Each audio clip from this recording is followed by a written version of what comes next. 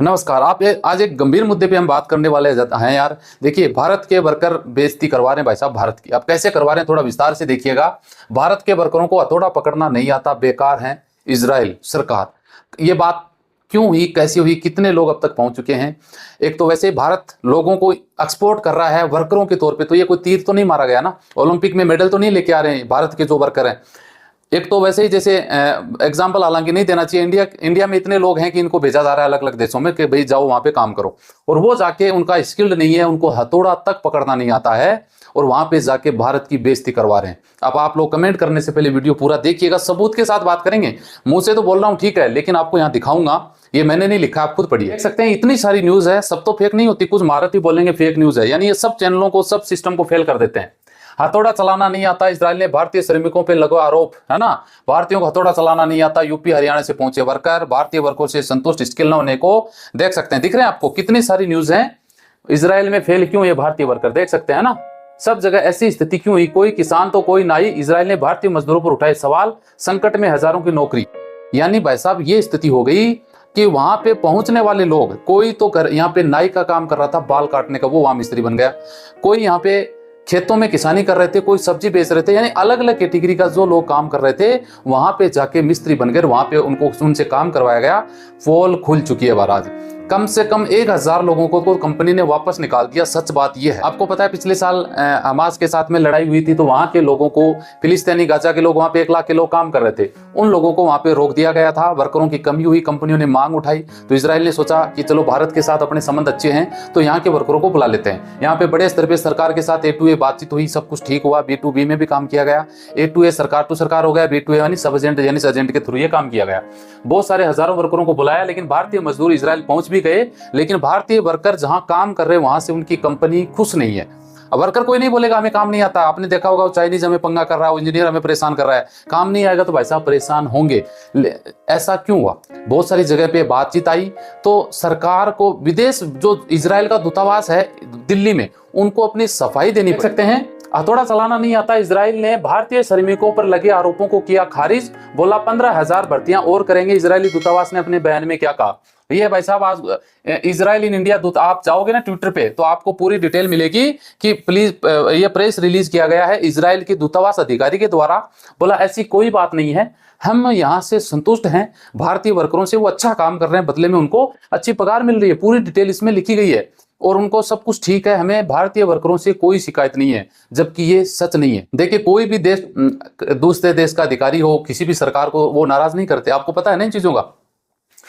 Israel ने 5,000 भर्तियों की अभी G2G में देखिए हुआ क्या था, मामला क्या हुआ, इसको समझिए कि भाई साहब एक तो तरीके से फ्री वाले गए थे इजराइल में, आप सबको पता है ना, जो IIT की हुए थे, है ना, उनके पास सर्टिफिकेट था। कानपुर यूपी से बहुत सारे लोग गए थे, गाजियाबाद से, हरियाणा में भी इंटरव्यू हुई थी, उनमें वो सरकार के थ्रू गए थे, टिकट का पैसा उनका लगा था, उसमें ये झोल हुआ है। अब उसमें झोल कैसे हुआ कि जिनको काम नहीं आ रहा था उनको भी पास कर दिया गया, वो लोग इजराइल पहुंच गए, वहां उनसे काम करवाया गया तो उनको काम नहीं आया। बाद में पता चला, उनसे पूछा कि आप इंडिया में क्या करते थे, कोई बोलता मैं तो बाल काटने का काम था, मैं किसान था, मैं सब्जी बेच रहा था, मैं ये कर रहा था, मैं वो कर रहा था। वहां जाके उन्होंने पता लगाया तो कंपनी ने लगभग 500 से 1000 लोगों को तो वापस अब तक निकाल दिया है। सच बात यह है। और बाकी के जो लोग हैं, वहां की सरकार ने सोचा कि यार ऐसे अगर निकालेंगे तो हमें दिक्कत होगी, तो उन्होंने क्या किया, उन लोगों को दूसरे काम में लगा दिया। दूसरे काम में मतलब कोई पत्थर उठाने में, ईंट उठाने में, बोरी उठाने में, साफ सफाई के काम में, इस तरीके से दूसरे काम में उनको लगाया, क्योंकि उनको काम नहीं आ रहा था। तो दूसरी तरफ जो एजेंसी के थ्रू गए थे, जो आपको पता है जैसे एजेंट के थ्रू गए थे, आपने 4 लाख 5 लाख रुपए दे गए थे, उनमें इतनी कंप्लेन नहीं है जितनी उन जो फ्री वाले में कंप्लेन दिक्कत आई थी। अब यहाँ पे सोचने की बात यह है कि यार गलत इसमें कौन है? सरकार गलत है, जाने वाला वर्कर गलत है, या फिर जो इजराइल के अधिकारी जो इंटरव्यू लेने के लिए आए थे वो गलत है? तो मैं जहां तक समझता हूं कि वहां जाने के बाद पता चलता है कि इनको तो काम ही नहीं आता, ये तो काम इंडिया में दूसरा कर रहे थे, इन्होंने कभी हथौड़ा तक नहीं उठाया इंडिया में, वहां वो मिस्त्री बने फिर रहे हैं। तो भाई साहब मैं जहां तक मानता हूं गलती इजराइल के अधिकारी, सामने बैठ के इंटरव्यू लिया था ना उन्होंने, वो उसी टाइम उनको पास कैसे कर दिया? अगर उनको काम नहीं आ रहा था तो इंटरव्यू तो लिया था, तो पास कैसे हो गए भाई साहब वो? इसका मतलब कहीं ना कहीं कोई सेटिंग को जोड़ तोड़ लगा है ना, तभी पास हुए, लेकिन वहां उन्होंने पोल खोल दी।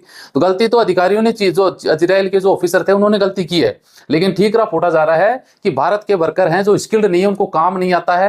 वैसा वैसे ही आपको पता है लेबर ही तो इंपोर्ट एक्सपोर्ट कर रहे हैं ना, कौन सा हम यहाँ से बड़ा कुछ ओलंपिक तो लेके नहीं आ रहे हैं। तो एक स्तर पे बेइज्जती हुई है भारत की, तो ये अच्छा काम नहीं है। और ये गलती जो लोग सर्टिफिकेट ले ले, आईआईटी किया हुआ है, मेरे से बहुत सारे मेरे पास सर आईआईटी किया है, मैंने वो किया, हकीकत है कि वो डिप्लोमा ही है, काम नहीं आता उनको कुछ भी, तो बेइज्जती तो फिर होनी है ना। सच बात यह है, देखिए चीन से बुलाए जा रहे हैं मजदूर, भारतीयों से किनारा। इजरायली कंपनी ने 2000 भारतीयों का कॉन्ट्रैक्ट कैंसिल कर दिया है और बिल्डर कह रहे हैं कि सरकार चीन, मोल्डोवा, उज्बेकिस्तान, अन्य देशों से वर्कर बुलाए, भारत से नहीं। इजरायली कंस्ट्रक्शन कंपनियों का कहना है कि सरकार के जरिए आए वर्कर का टेस्ट सही से नहीं लिया गया, इसलिए विदेश में भारतीय मजदूरों की प्रतिष्ठा दांव पर लग गई है। इससे हजारों मजदूरों की होने वाली अन्य भर्तियों पे संकट आ चुका है। ये कंपनियों ने बोली है ये बात कि भारतीय वर्कर हमें नहीं चाहिए, हालांकि जो दूतावास है भारत में इजराइल का वो ये बात कबूल नहीं कर रहा है, लेकिन दिक्कत तो आई है। इसका पहले भी हमने जिक्र कर चुके हैं कि लोगों को काम नहीं हो रहा है, दूसरे में डाला जा रहा है, वो लड़ाई झगड़े कर रहे हैं, वापस आ रहे हैं, ऐसी स्थिति हुई थी। तो अब ऐसा 2000 वर्करों का तो कॉन्ट्रैक्ट कैंसिल कर दिया। हालांकि दूतावास ने यह भी बोला कि ऐसी कोई बात नहीं है, हम भारत से 15,000 वर्करों को और लेके जा रहे हैं। जो तीसरा पेज है जो महाराष्ट्र से स्टार्ट होगा, आपको सबको पता है ना महाराष्ट्र में अभी जो इंटरव्यू चल रहा है, मैंने कल परसों एक वीडियो डाला था, 10,000 कंस्ट्रक्शन वर्कर हैं, 5,000 केयर गिवर के जॉब हैं, ऐसा कुछ है। सोचने की बात यह है, चलो ये पहलू हो गया। गलत कौन है, कहां पे है? भारत में एक सिस्टम बना हुआ है कि जो अनपढ़ आदमी है वो काम कर पा रहा है, जो पढ़ा लिखा अपने आप को समझता है वो भाई साहब बेरोजगार है। अब आंकड़े साबित देखिए, मैं आपको आंकड़े दिखा देता हूं। अनपढ़ और पढ़े लिखे विभाग में सबसे ज्यादा बेरोजगार कौन है, देख सकते हैं 2017-18, 2018-19, 2019 और 20, ये आंकड़े हैं।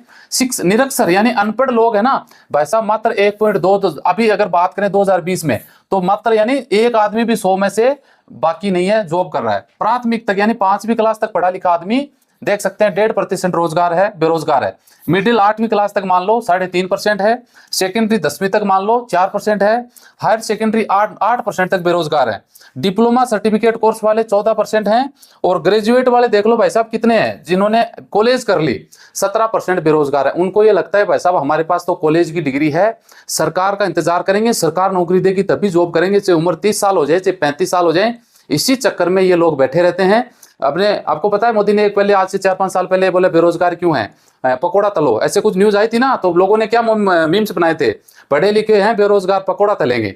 वैसा पकोड़ा तलने में दिक्कत कहाँ है, बेरोजगारी से तो अच्छा है ना कुछ रोजगार मिल जाए।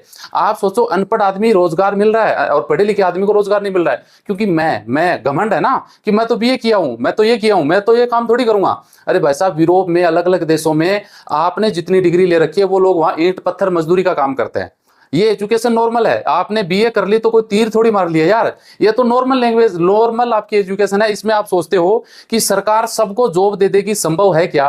मैं जहां तक समझता हूं 10,000 लोगों में से 100 लोग भी जॉब नहीं मिलता होगा, 10,000 में से 100 लोगों को भी जॉब नहीं मिलता है, मेरे से गारंटी लिखित में ले लो आप, समझ रहे हो? तो आप उम्मीद कैसे कर सकते हैं कि सरकार आपको जॉब दे देगी? कहां से दे देगी? सरकार के पास इतने सोर्सेज हैं कि वो आपको सबको जॉब दे देगी।